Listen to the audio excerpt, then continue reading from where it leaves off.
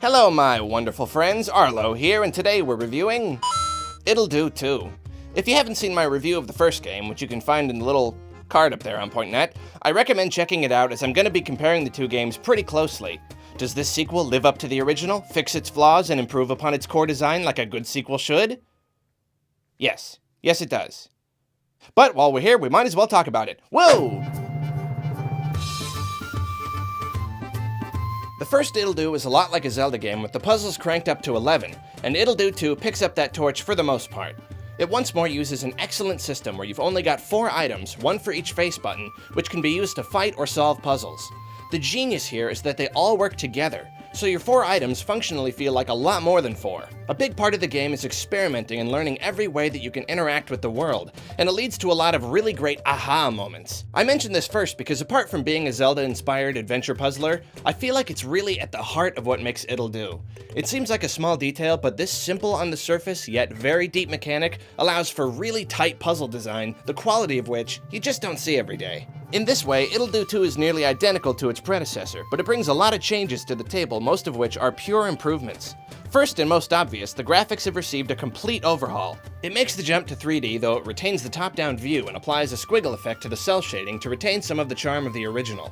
I do miss the clean 2D art to some degree, though there's no doubting that going 3D was a good move. Interactions are more accurate, movement is smoother and easier, animations can be more complex. The old way was fine, but this just lends itself better to the gameplay. The first game had a little wiggle room in the main dungeon, and it was possible to skip out on items for more of a challenge, but its structure was mostly linear. The sequel takes the Link Between Worlds route, however. The entire world is open to you from the beginning, and you can do the first 7 dungeons in any order you choose. Every dungeon can be beaten with whatever item is found inside, so you're never stopped by anything more than tough enemies. The world is positively brimming with secret optional caves, which can be opened in a myriad of ways and require a keen eye to find. These can all be beaten with nothing more than the stick you start with, so again, you'll never have to backtrack to a cave provided you figure it out the first time. Carefully exploring the world will land you lockpicks, which can open any locked door in any dungeon, support items which boost your strength and make adventuring easier, extra hearts, additional copies of your main items which act as upgrades, and shards that unlock extra tough secret dungeons. Most of the stuff to find in It'll Do 1 was just collectibles, so obviously this is a lot more rewarding. I actually really enjoy the progression aspect seen in most Zeldas, so there's a small part of me that doesn't like being able to access everything all at once, but I can't deny that this open format is extremely refreshing, and gave me an exhilarating sense of freedom.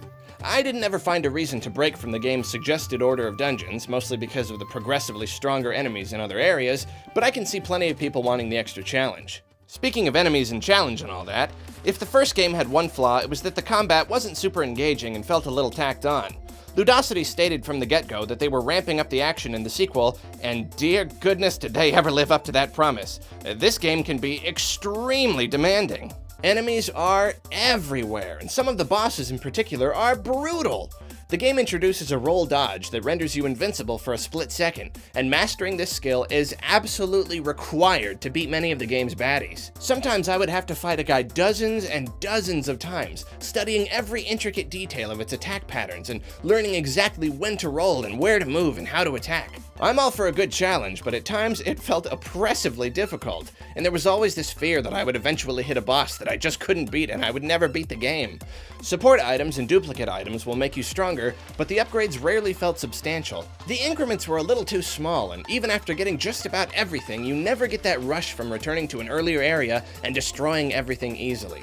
Pretty much no matter where you go, there are dudes, and many of them fire a ton of projectiles, and they can take a number of hits anywhere between a few and a billion. Expect to spend a lot of time doing this. While overall the combat is a lot more fun, the constant onslaught can get pretty annoying when you're trying to explore. Beating enemies does nothing for you in the long run, so if you're like me, you'll spend a lot of time just sprinting across the world and avoiding everybody because you'll take way less damage and waste less time if you just run through. Then it doesn't help that every enemy, regardless of its strength, respawns instantly every time you leave the screen. You can spend minutes clearing an area so you can look for secrets, then pop over to the next chunk of the map for a second, and suddenly they're all back. This is particularly annoying in dungeons where you run around a lot. When you're not fighting guys though, you're solving puzzles, which there are a lot of. I do feel that this game offers a better balance of fighting and puzzles than the first game, though sometimes I felt like the puzzling was scaled back just a little too much. There are plenty of fiendish head-scratchers, don't get me wrong, and no way did the game need as many puzzles as last time, but I could have used just a little more challenge here. Just a few more puzzles that really made me stop and think.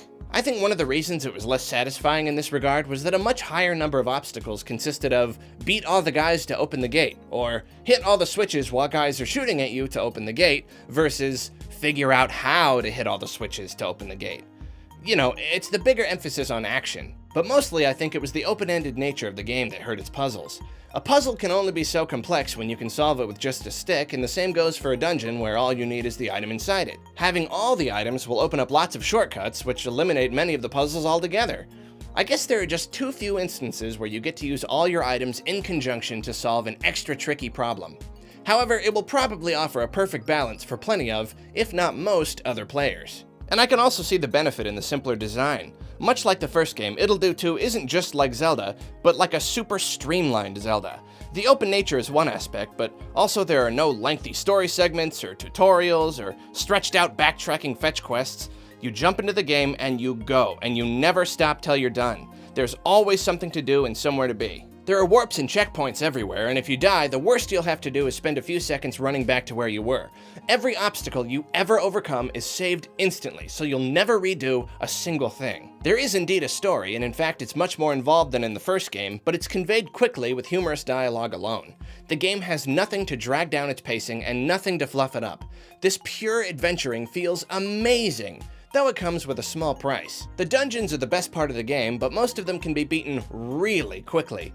Much more playtime will be spent looking for secrets and staring at puzzles and fighting bosses many times. I was very thorough when exploring and collecting, and even so, it took me somewhere under 10 hours to complete the main story, then a few more to beat the extra dungeons.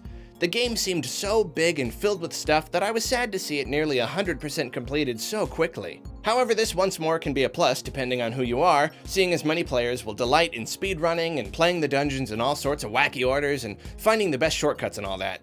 When I take a step back from my small personal gripes, Ittle Dew 2 is a lesson in tight, cohesive game design. It's so expertly put together and moves at such a fast pace that it's like drinking a glass of pure, concentrated adventure game, with no convoluted modern conventions to water it down. Then on top of the amazing gameplay, it's loaded with lighthearted humor, features an overall pleasant soundtrack with a few standout songs especially near the end, and boasts a visual style that doesn't impress per se, but is undeniably pleasant. I've been going back and forth on what to rate this, considering its slightly short length and its brutal difficulty spikes, and mostly its hordes of endlessly respawning enemies, which were a fairly big and fairly constant pain.